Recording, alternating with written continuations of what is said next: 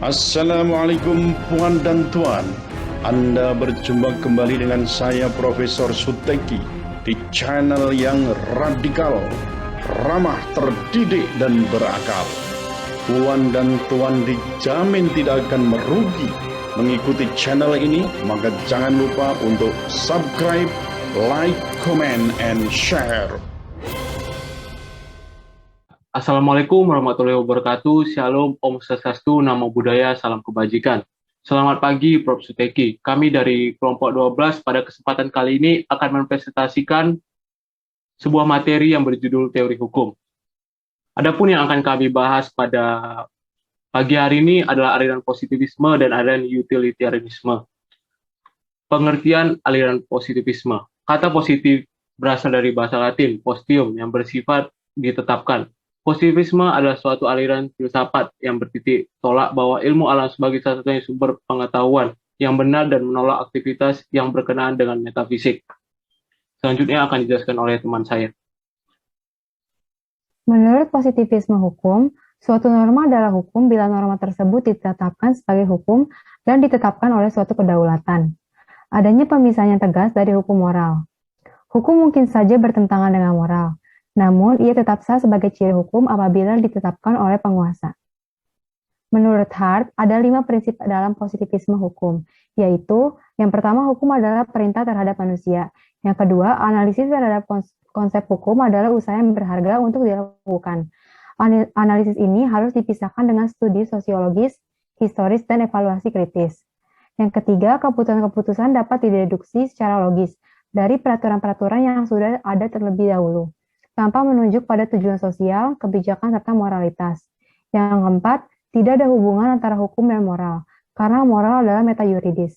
Dan yang kelima, pertimbangan moral tidak dapat ditetapkan. Selanjutnya, perkembangan paham positivisme hukum terbagi menjadi 2. Yang pertama, era klasik. Tokohnya ada Jeremy Bentham. Menurut Jeremy Bentham, hukum yang tidak tertulis pada hakikatnya samar dan tidak pasti, sehingga perlu adanya kodifikasi hukum yang sistematis dan jelas.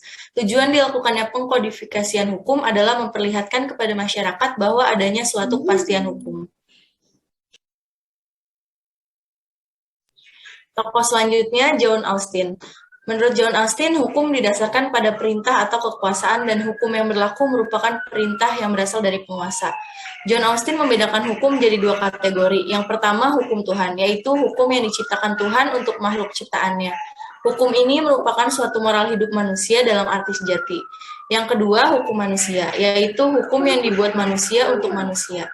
Ada 2 kategori hukum yang dibuat manusia, yaitu yang pertama, hukum yang sebenarnya atau properly so-called.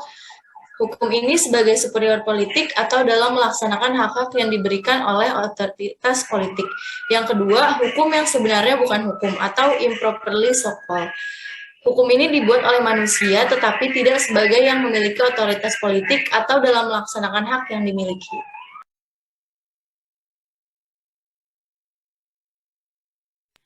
Selanjutnya ada era modern, tokohnya itu yang pertama H.L.A. Hart.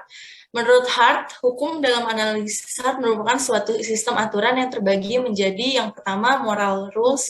Hukum moral dalam arti luas adalah petunjuk yang mengarahkan perbuatan manusia ke tujuan akhir, mencakup aturan yang mewajibkan nasihat, anjuran, atau izin.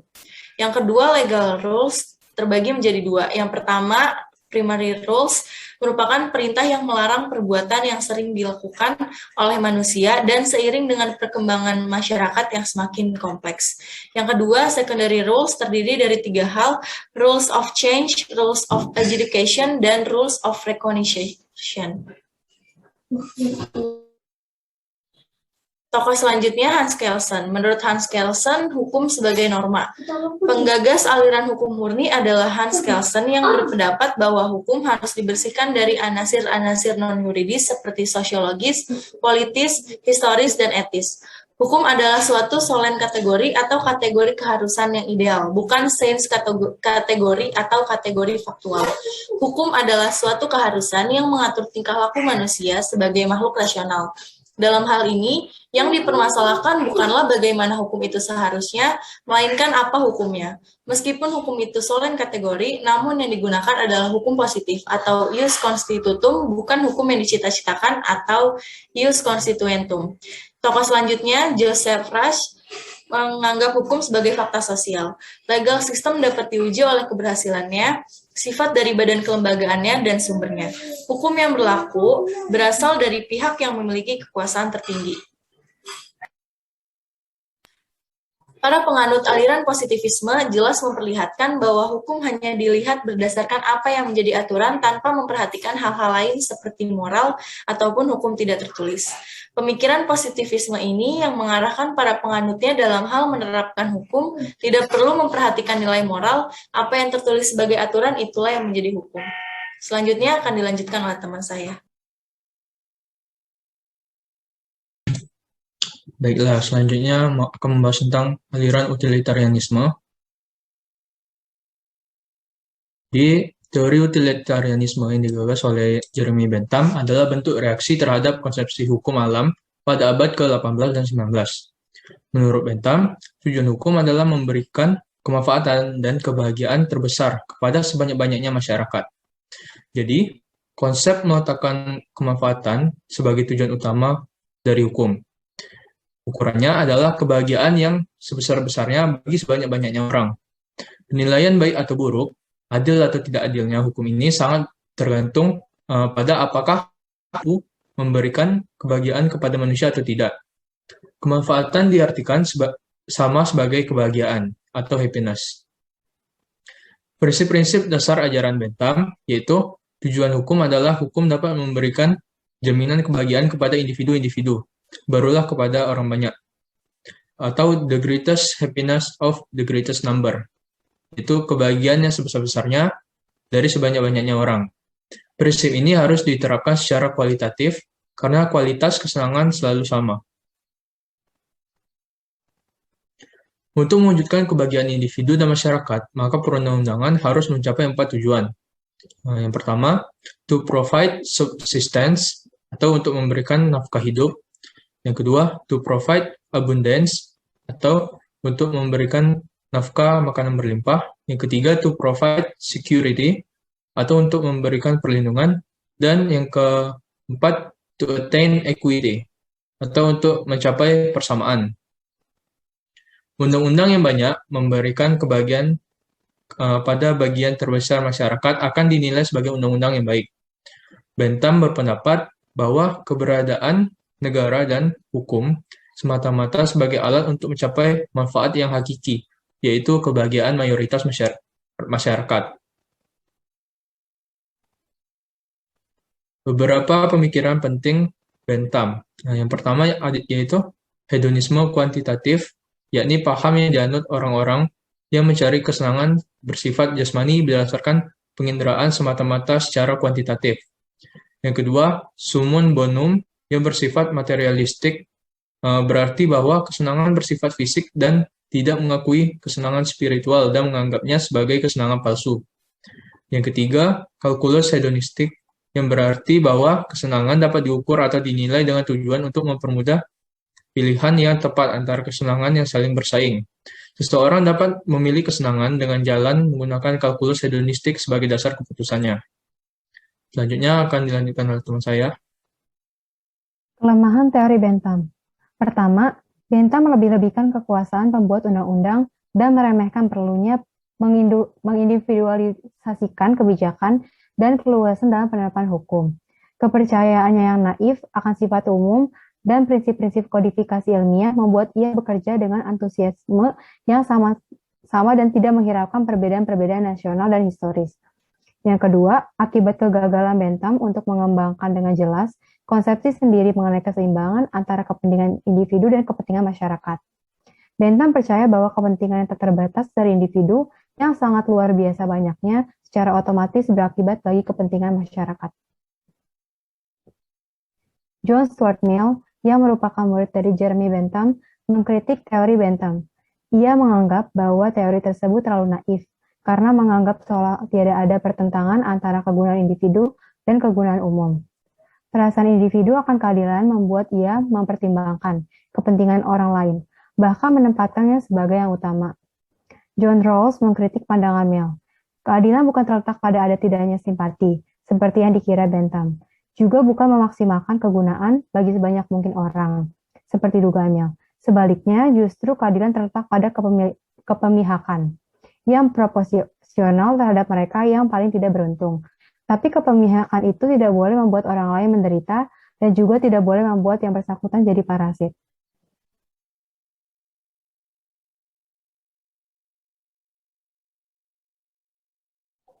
Kami telah membagikan PowerPoint materi kami ini kepada teman-teman kelas kami, dan kami telah mendapatkan 5 pertanyaan dari teman-teman kami. Untuk pertanyaan nomor 1 akan dijawab oleh saya. Yang menanyakan ini adalah Amelja. Pertanyaannya, apa yang dimaksud hukum adalah fakta sosial? Jawabannya, sebelum kita mengetahui hubungannya, maka kita harus terlebih dahulu mengetahui apa itu fakta sosial. Menurut Emil Durkheim, fakta sosial adalah seluruh cara bertindak yang berlaku pada diri individu sebagai sebuah paksaan eksternal, atau fakta sosial adalah seluruh cara bertindak yang umum dipakai suatu masyarakat pada saat yang sama. Keberadaannya terlepas dari manifeste individual. Hubungannya adalah hukum sebagai karya masyarakat yang paling tua, umurnya adalah hukum tidak tertulis, yang merupakan norma yang berkembang seusia masyarakatnya. Hukum tidak tertulis dipandang dari fenomenologi eksistensial, salah satu kebudayaan, dan itu hanya mempunyai ruang lingkup sosial, tidak individual. Untuk pertanyaan nomor 2 dan 3 akan dijawab oleh teman saya, Giovanni. Baiklah, jadi pertanyaan kedua yaitu pertanyaan dari Wahyu. Bagaimana pengaruh positivisme terhadap hukum? Jadi, aliran pemikiran yang menghendaki dilepaskannya pemikiran metayuridis mengenai hukum. Setiap norma hukum harus eksis dalam alam yang objektif sebagai norma yang positif dan ditegaskan sebagai wujud kesepakatan konseptual yang konkret antara warga masyarakat sehingga hukum tidak lagi dikonsepkan sebagai asas moral metayuridis yang abstrak tentang hakikat keadilan, melainkan ius yang telah mengalami positivisasi. Pertanyaan ketiga yaitu dari Citra. Apakah kedua aliran hukum cocok untuk diterapkan? Apakah kedua aliran hukum tadi cocok untuk diterapkan di Indonesia? Jadi menurut kelompok kami, keduanya tidak cocok diterapkan di Indonesia. Karena aliran positivisme memisahkan moral dengan hukum, sedangkan rakyat Indonesia sangat menjunjung tinggi nilai moral. Dan aliran utilitarianisme terlalu mengedepankan kebahagiaan banyak orang, yang mana ini sangat naif dan dapat menyebabkan pertentangan antara kegunaan umum dan kegunaan individu. Untuk pertanyaan nomor 4 akan dijawab oleh Gabriela.